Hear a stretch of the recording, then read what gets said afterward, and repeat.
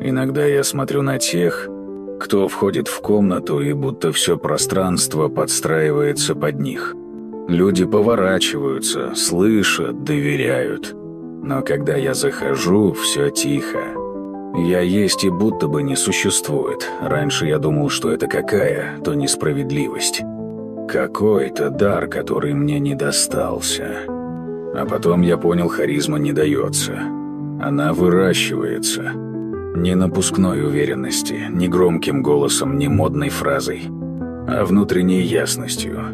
Харизматичны те, кто знает, чего они хотят, кто не разменивает себя на компромиссы, кто не боится сказать «нет» или пройти мимо, потому что внутри есть компас, есть цельность, структура и при этом живая энергия, не сдерживаемая, не контролируемая, а настоящая, как огонь.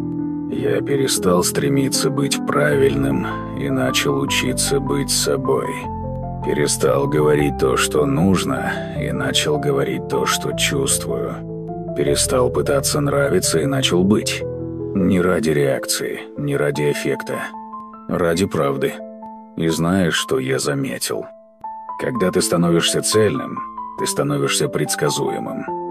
Люди чувствуют твою структуру, твою опору. Ты как якорь среди шторма.